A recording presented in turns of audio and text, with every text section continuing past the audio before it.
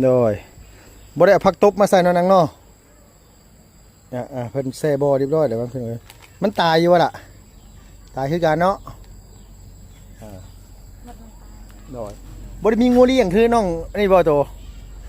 ได้เลี้ยงงัวอยู่บ่บ่ได้เลี้ยงบ่มีเฮ็ดยังนางแต่ละมื้อล่ะฮะเสียหญ้าสวนมันสวนให้ให้ข้าวหรือให้มันลูกทั้งมีทั้งให้ข้าวในทั้งให้มันแน่กว้างบ่เฮ้ยกว้างอยู่โอ้แม่นบ่อยู่หม่องนั้นตะกี้น่ะแม่นของอีหล่าบ่อ๋อโดยคือตัวมีพี่น้องจักคนนะมีน้องจักคนมีเอื้อยจักคนเอื้อย2น้อง3มีหญิงจักคนผู้ชายจักคนล่ะ4ผู้หญิงชาย2โอ้มีหญิง4ผู้ชาย2คนโอ้ผู้ชายนี่น้อยบ่เป็นน้อยอยู่แม่นอีหล่าบ่เคยตัวนั้นตะกี้น้อยตัวน้อยตะกี้แม่นตัววะลูกไม้ตะกี้แม่นตัววะแม่นเนาะน้องเพิ่นสิแต่งตัวออกแบบเท่ๆจักหน่อยนึงพี่น้องเอ้ยเนาะแท้ตะกี้นี่สมือก็ยังเท่อยู่หั่นน่ะคิ้วก็ยังเกียนอยู่นี่เลยอันนี้นี่เพิ่นปล่อยได้จักมื้อเลยนะปลานี่หลายมื้อแล้วบ่จันมันซื้อมาให้ปล่อยหลายมื้อแล้วเนาะหัวอาหารนี่เวลาเกลือนี่ต้องแช่น้ำก่อนบ่นะแช่ก่อนบ่เอามาแห้งๆเอามาโรยเลยบ่ขึ้นมาโรยเลยมันกินแล้วบางเทื่อแล้วมันอยากตายพี่น้องมันเขาต้องแช่นะ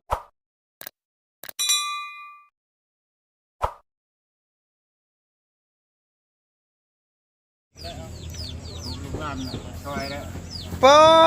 ตัวอาจจะตรวจอยู่นี่นะตัวนั้นนี่ค่ะโดยสวัสดีเด้อพ่อเด้อบันชวนโดยบันชวนยำแรงๆยังคายอยู่เมื่อคืนฝนหมดตกนะพ่อเนาะตกธรรมดาเลยตกน้อยๆนะบ่ว่าบ่ฮู้เลย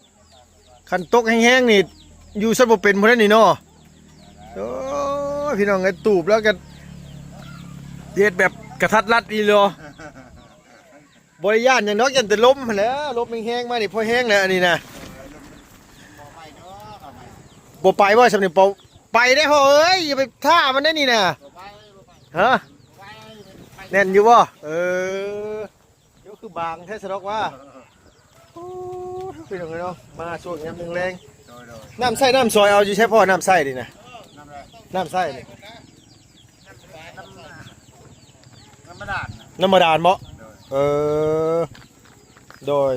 เพิ่นเจาะให้พ่อดูว่าเนี่ยเพิ่นเจาะตะกี้เพิ่นบ่เจาะตะกี้ไปได้องค์การช่วยได้องค์การเนี่ยเขาเจาะให้ได้บาทโอ้โดยมันตายแล้วนี่แหละก็ทางเบาจันอีกใช้ได้ให้นะใช้ได้ไฟฟ้าหลายจุ่มเนาะโดยโอ้โดยใช้ได้จุ่มให้บ่นี่เนาะแล้วก็ใช้อันว่าเปิดไฟเอาบ่นี่โดยเพื่อนพ่อมีไฟฟ้าใช้อยู่บ่นี่มีน่ะต่อมาแต่ไสต่อมาแต่พุ่น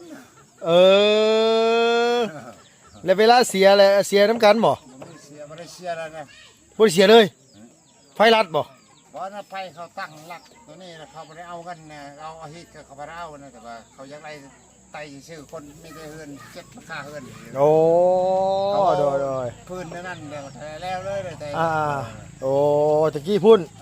แต่ก็จบเลยเนาะจบเลยแล้วรักไม่เศร้าแต่เข้ามายุ่งปุมีเนี่ยรักไม่อยู่โดยโอเคโอ้เพิ่นสิโดย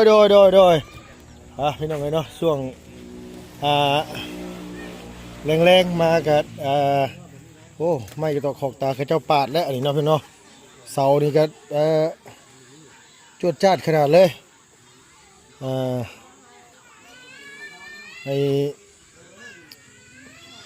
ไวพี่น้องเนาะเมื่อวานนี่ก็ยังลื้อเฮือนลื้อซานอยู่มาโดยมามื้อนี้เพิ่นปาดเพิ่นอันนี้จำแนกไว้เลยโอ้คักแล้วเนาะรอให้บ่บุญนี่ก่อนเพิ่นเอ้ย พี่น้องเอ้ยเนาะพอดีว่ารอทั้งอันน้องล่างเพิ่นปอกหน่อไม้อยู่พอดีว่าพ่อน้องน้อยอันนี้ปลาแต่งกินจะนี่บ่นางแม่นบ่ล่ะสบายดีป้าลุงนะสบายดีชื่อยังนี่นี่น้องซันสันหรือซันซันโอ้โดยอายุจักปีแล้วนะอายุ15หมู่เดียวกันบ่กับลังนี่ลังเพิ่นเป็นรุ่นน้องบ่เฮือนใกล้ๆกันได้พี่น้องเอ้ยเฮือนใกล้ๆกันเลยมีไผมาไทยหลายอยู่บ่เคยโอ้แห้งๆนี่ก็เพิ่นบ่ได้ยินไอ้บ่มีมันบ่ต้องญาตินะแหมบ่แม่นเสือแม่นสิงกินบ่ปิโป้กินเนาะเอาแกะกินให้เบิ่งดีกว่ากินเนี่ยเอาไปบ่แกะกินก็บ่แม่นแนวเลยเฮ้ยนึ่งข้าวแล้วบ่นางนึ่งข้าวแรงแล้วโอ้อันนี้บ่เฮือนเจ้าน่ะอีหล่ามีน้องจักคนนี่เจ้าเป็นคนลูกคนกกบ่แม่นจะมีอ้ายจักคนมีเอ้ยจักคนมีแต่เอ้ยมีจักคนเอ้ย2คนเพิ่นแต่งงานหมดแล้วดูนี่ได้ยังคนนึงเราพอแล้วแต่ก็ปากอ๋อโดยอีหล่าเป็นคนที่3เนาะอายุ15เฮ็ดยังให้เฮือนตัวเฮ็ดยังล่ะเฮ็ดให้เฮ็ดสวนได้ยังให้กินข้าวแรงมื้อนี่ได้หรือไม่เอาเดี๋ยวลุงขออนุญาตถามนอนน้ำกันบ่ทุกคนนำบ่หรือว่าอีหล่าไปนอนอยู่ไสนี่นอนน้ำหมู่อยู่พุ่นโอ้โดยอันนั้นเฮือนหมู่บ่นั่นกะฮะจะไปนอนอยู่พุ่น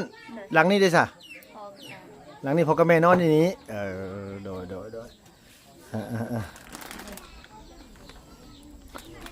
เฮ็ดให้บ่นางโตเฮ็ดให้สวนก็เฮ็ดบ่สวนก็คือกัน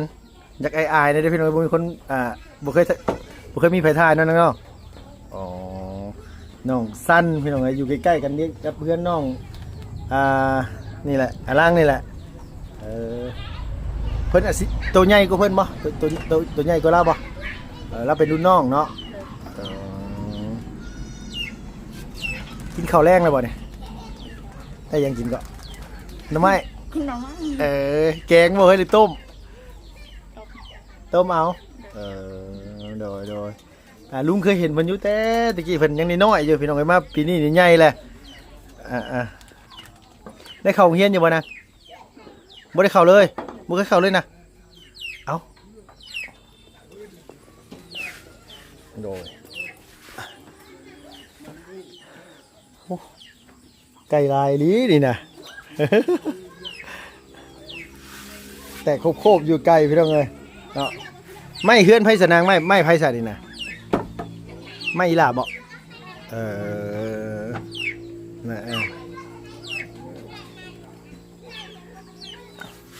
ทีมงานมาเพิ่นบ่ได้เห็นเจ้าบ่แต่เพิ่นบ่ได้ถ่ายเจ้าย่านเอาเพิ่นอยากถ่ายอยู่แต่เจ้าย่านบ่กล้าให้เพิ่นถ่ายย่านนี่ย่านอายหรือว่าแนวใดอายเลยล่ะบ่เป็นเรื่องอายเนาะคันตุไปลักไก่เขาเจ้ามาต้มกันยังว่าสิอายอันนี้ถ่ายคลิปไปซื้อก็อายบ่แม่นแนวแล้วเขาเจ้ามาดึงแขนมาด้วยนะเว้ยคนเฮาหลายคนหลายเป็นอยากอายว่าซั่นว่า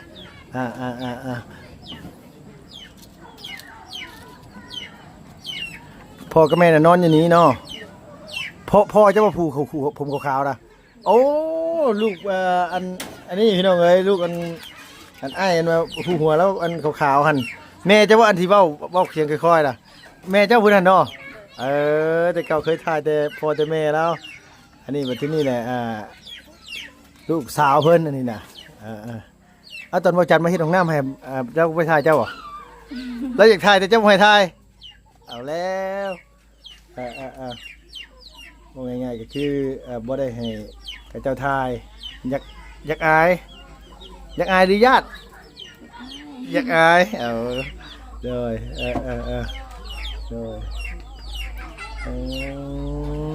เพิ่นอยากอายพี่น้องเลยเดี๋ยวพาขึ้นไปเบิ่งนึกว่าทางเฮือนนี่ปะ พาขึ้นเบิ่งดีกว่าป่ะมาเร็วมาเบิ่งพี่ น้องเพิ่นอยากอายเฮ้ยเอ้ย ถ่ายมาป่ะ โดยพี่เด้เฮือนแล้วกับพี่น้องเอ้ยเนาะฝนตกมาแล้วก็ไปนอนอยู่พุ่นเนาะนางเนาะหลังนั้นเนาะอันนี้หลังเก่าอันไผมาเฮ็ดห้องน้ำให้นี่ว่าไว้มาเฮ็ดห้องน้ำให้น่ะว่านางเพิ่นซื้อว่าหยังว่าจันบ่โอ้ขนาดผู้ไว้เฮ็ดห้องน้ำให้แล้วก็ยังบ่ฮู้บ่ฮู้ชื่อซ้ำโอ้เพิ่นเฮ็ดมาแต่เฮิงน่ะเบ่เฮือนนางนี่แล้วจักปีแล้วเจ้ายังน้อยๆเพิ่นบ่ปลาเกิบยังแต่ลุงแจกตะกี้ผมยักล็อกพี่ตรงไงนี่ตั้งแต่ลุงแจกตะกี้ผมยักไงวะเห็นปะอันนี้บริจาคไม่เฮ็ดให้น้องเนาะปลาเลี้ยงเลยป่ะปลาใหญ่เลยป่ะใส่ไปเบิ่งปะไปเบิ่งปลาก่อนปะพระมาเบิ่งปลาก่อนเพื่อนเลยเนาะเบิ่งปลาทางเพื่อนอีลาเพิ่นทั้งบริจาคเพิ่นมะกอกอ่างให้เลี้ยงโอ้ผักนังเลิศใบสะพูลายอีหลีนี่นะฮะมีบ่ได้ใส่ผักบ่นางบ่ได้ใส่นี่บ่ใส่บ่น้ำเลือกประมาณไหนอันว่าสั้นเลือกเติบบ่ล่ะเลือกจักเม็ดอุ้ยเลือกเติบหน่อยเนาะเพิ่นหัดจะเลี้ยงเพิ่นหัดจะปล่อยนะนั่นยังนิดหน่อยนึงเนาะยังบ่ค่อยกินอาหารปานใดเนาะโดยบ่ได้เอาผักตบมาใส่เนาะนางเนาะเพิ่นแซ่บ่เรียบร้อยเดี๋ยวมันเพิ่นมันตายอยู่ว่ะล่ะตายคือกันเนาะโดยบ่ได้มีงูเลี้ยงคือน้องนี่บ่โตได้เลี้ยงงัวอยู่บ่บ่ได้เลี้ยงบ่มีเฮ็ดยังนางแต่ละมื้อล่ะฮะเสียหญ้าสวนมันสวนให้ให้ข้าวหรือให้มันลูก เข้าเลยมี ทั้งมีทั้งให้ข้าวในทั้งให้มันแน่กว้างบ่เฮ้ย นิ้ว กว้างอยู่โอ้แม่นบ่อยู่หม่องนั้นตะกี้น่ะแม่นของอีหล่าบ่อ๋อโดยคือตัวมีพี่น้องจักคนนะมีน้องจักคนมีเอื้อยจักคน สองน้องสาม เอื้อย2น้อง3มีหญิงจักคนผู้ชายจักคนล่ะ สี่ผู้หญิงชายสอง มีหญิง4ผู้ชาย2คนโอ้ผู้ชายนี่น้อยบ่เป็นน้อยอยู่แม่นอีหล่าบ่เคยตัวนั้นตะกี้น้อยตะกี้แม่นตัววะลูกไม้ตะกี้แม่นตัววะแม่นเนาะน้องเพิ่นสิแต่งตัวออกแบบเท่ๆจักหน่อยนึงพี่น้องเอ้ยเนาะแท้ตะกี้นี่สมือยังเท่อยู่ขนาดคิ้วก็ยังเกียมอยู่นี่ เลยอันนี้นี่เพิ่นปล่อยได้จักมือเลยนะปลาเนี่ย หลายมือเลย หลายมือแล้วบอกจันมันซื้อมาให้ปล่อยหลายมือแล้วเนาะหัวอาหารนี่เวลาเกลือนี่ต้องแช่น้ำก่อนมานะแช่ก่อนบ่เอามาแห้งๆเอามาโรยเลยบ่ขึ้นมาโรยเลยมันกินแล้วบางเทื่อแล้วมันอยากตายพี่น้องมันเขาต้องแช่น้ำก่อนหัวอาหารนะเขาแช่น้ำประมาณ10 นาทีก่อนเดี๋ยวเขาจะเอามาให้มันกินถ้ามันกินแล้วมันเทื่อแล้วมันกินลายแล้วมันกินเข้าไปมันยืงแล้วท้องมันแตกมันรับบ่ได้มันบ่ไหวเด้สมมื้อนี่เสียหญ้าให้มื้อนี้ก็ไปเสียหญ้าให้มาบ่ หมดแล้วไง เบิดแล้วหญ้ามันได้ซะ มันนี่เดียว อย่างน้อยนึงกินรสบ่ต้องเกรงใจกันเฮ้ยซื้อมาให้กินเลยบ่ต้องเกรงใจน้อยน้องสั้นนะเพิ่นว่าเป็นหมู่เดียวกันกับน้องกันว่านี่แหละน้องอลังน้องซื้อลังแน่นอนเนาะแม่นบ่ซื้อลังน้องลังเพิ่นเลยนี่แหละเพิ่นเพื่อนใกล้กันแต่ว่าเพิ่นบ่ยอมให้ไปถ่ายว่าซั่นว่าเพิ่นญาตินี่เพิ่นอยากอายบ่นี่ญาตินี่บ่ญาติทั้งนั้นน่ะเนาะอยากอายเว้าบ่ล่ะ อยากอายเว้ายังเด็กน้อยอยู่ก็เลยบ่กล้าเว้าปานใดอันตอนบ่จันมาเฮ็ดของน้ำให้เจ้าเพิ่นก็บ่เคยทายจักเทื่อบ่บ่เคยจักเทื่อเลยโอ้ เคยเห็นเราเนี่ยเคยวิ่ง หนีเลยโอ้เวลาเห็นน่ะหนีเลยถ้าบ่ได้ให้เพิ่นทายเลยน้อยๆเนาะโดยอันนี้สวนให้บ่แม่นสวนเจ้าบ่นี่สวนเจ้าทางไหนซะสวนเจ้าอยู่เทิงพุ่นเนาะเบิดในบ้านนี่ไผสวนหลายกว่าหมู่เจ้าว่าสวนหลายกว่าหมู่บ่รู้คือกันบ่บ่รู้คือกันอันนี้บ่แม่นสวนเจ้านั่นนางเนาะนึกว่าสวนน้องเพิ่นน่ะบ่แม่นนี่สวนคนอื่นนั่นล่ะเนาะปะเพิ่นก็อ่างเลี้ยงปลาแต่บ่รู้ว่าเลิกเท่าใดเจ้าตอนที่เพิ่นบ่ทันได้ใส่น้ำนี่เลิกแต่บ่นางฮอดบ่แมตหนึงบ่ฮู้คือกันโดยยาวประมาณ6 เมตร6 เมตรพุ่นแหละเคยมาเห็นแต่น้องเพิ่นยังน้อยๆตะกี้พี่น้องมาวันนี้เป็นสาวแล้วโอ้หลายปีได้นอนนางเนาะเฮ็ดนี่เนาะตั้งแต่เจ้ายังน้อยๆเพิ่นบ่อ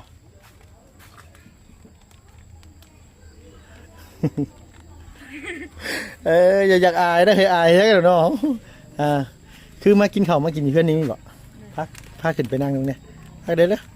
โดยขออนุญาตขึ้นเพื่อนนั่นเลยเนาะพี่น้องเลยมาพี่น้องเนาะจะว่าลุงคนแรกใช่ไหมจะขึ้นมาได้ขึ้นมานี่บ่ฮะ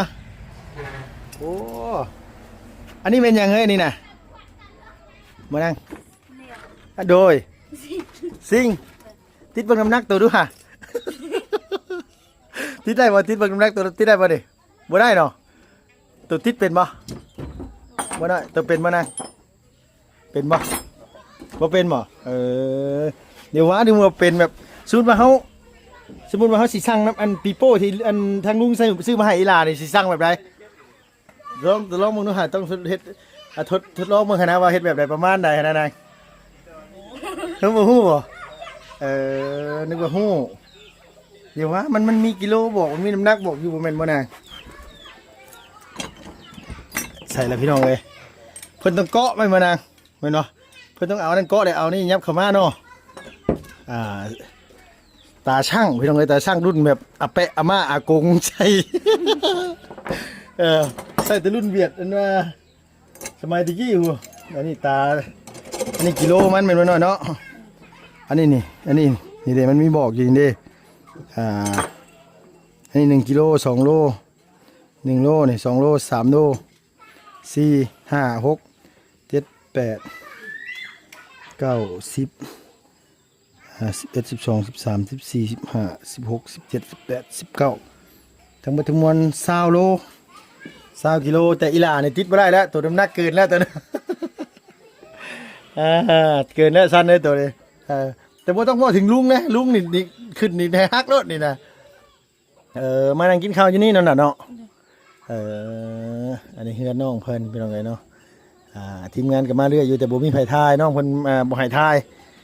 เห็นอะไรกันแล่นรถแล้วว่ากินแม่พี่โป้อย่าอายกันนะเนาะบ่ต้องอายได้อเฮ้ย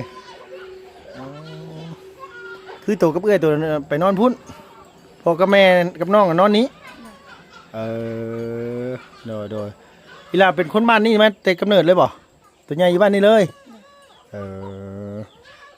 พ่อกับแม่ตัวก็เป็นคนบ้านนี่บ่ล่ะโอ้คือกันแต่ว่าชื่อเจ้าเกิดอยู่นี้เนาะมีจักหลังคาเฮ้ยเห็นจักบะจักหลังดูนี่เนาะฮอดบ่10บ่ฮอดบ่หลังอัน1นี่นะ2นี้แล้วก็3 4ข้างในอีกประมาณ3-4หลังเนาะเนาะโดยเอาไล่ไปเฮ้ยไล่ไหมนะไล่แม่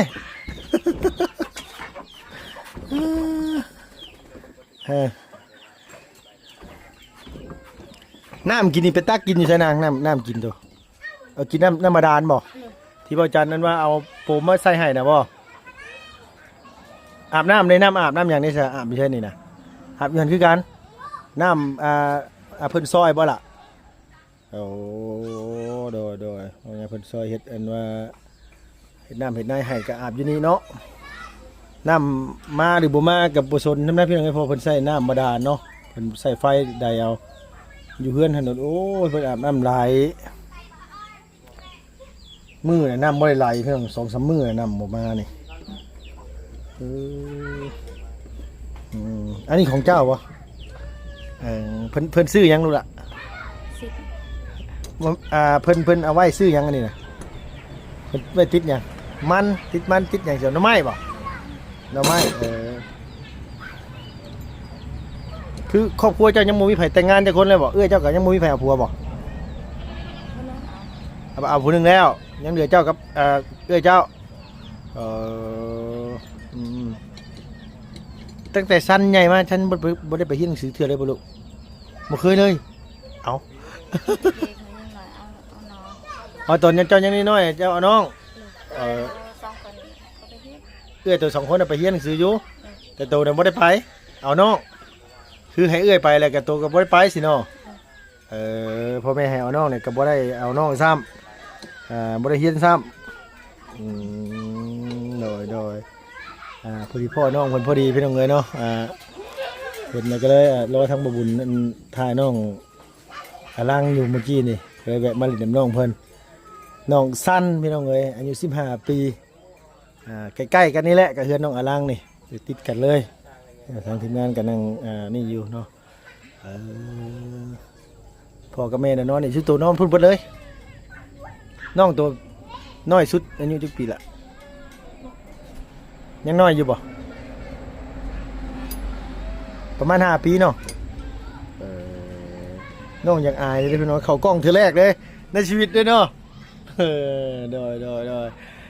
บ่ต้องอายได้เหรอเนาะเห็นกระเจ้ามาซุมืออยู่เนาะเนาะเพิ่นมาอะไรก็คือโตชนลายโตอยู่เฮือนอยู่บ่อยู่อยู่ในไปเฮ็ดเวียกแน่โดยโอเคพี่น้องเนาะมานั่งทั้งทีมงานเพิ่นพาชิดอยู่โอเคมื้อหน้ามากินยังเฮ้ยตัวมากินยังที่ตัวมากินยังฮะอย่าบอกได้ว่ามากินหน่อไม้ กินยังก็ได้บ่แบบนี้ก็มักอยู่แบบนี้พี่โป้นี่มักอยู่บ่กินได้เนาะบ่แบบกับข้าวอย่างนี้มากินยังกับข้าวมากินยังกิน ข้าว กับข้าวกินยังมากินยังเคยกินบ่แบบกุ้งอย่างสินะเคยกินบ่เคยพวกลาบพวกอย่างสิตัวก็กินอยู่บ่นะยังอยากอายอยู่พี่น้องยังบ่กล้าแสดงออกบ่ได้ยังบ่กล้าแสดงออกบ่ได้ตอนนี้ยังบ่ฮู้จักหยังตอนนี้นะเนาะเอาติดตามมึงไปเรื่อยๆพี่น้องเอ้ยน้องเป็นอีกคนนึงนะพี่น้องเพิ่นก็อยากเขินกล้องหน่อยนึงจะว่ามีผู้บ่าวแล้วจักได้ก็ได้อยากอายบ่นี่มีผู้บ่าวเลยบ่มีเนาะยังบ่มีโอเคอย่าฟ้ามีเด้อหาอายุ15นึงเอาผัวได้ทุกข์คือไปสั่งเลยเนาะโอเคสามีตัวลุงขออนุญาตลงไปหาน้องล่างกันด้วยนางเด้อสวัสดีป่ะลุงแน่สวัสดีกินได้เหรออย่าไปทิ่มเหมือนกันนะเนาะกันเอามาให้กินได้เหรออย่าไปทิ่มนะแกะมึงหน่อยแกะซิมมึงก่อนเดี๋ยวเอาบ่เชื่อใจเด้เป็นตัวทิ่มเลย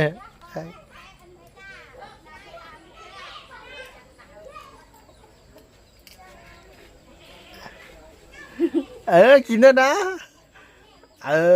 แซ่บอยู่นั่นนะเนาะโอเคไปแล้วพี่น้องเอ้ยอย่างน้อยๆก็บ่ทิ่มของกันแล้วอย่างน้อยๆก็น้องเพิ่นกินอยู่มาพี่น้องเอ้ยมาที่นี่เนาะไปเยี่ยมไปยามทั้งน้องอาล่างก่อนเพราะว่าทางน้องเพิ่นปอกน้องไม้อยู่เมื่อกี้นี่โอเคนะพี่น้องมาเยี่ยมมายามทางอันว่าน้องล่างเลยก็เลยพ่อน้องสั้นพี่น้องเอ้ยเพิ่นกำลังหลังไฟไปสิต้มน้ำไม้อยู่ก็เลยไปเยี่ยมไปยามเพิ่นเนาะขอบคุณในไลน์อยู่ดีมีแห้งเพิ่นเลย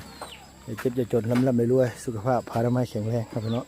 นักกินนี่ไปละพี่น้องบ๊ายบายสบายดีเด้อ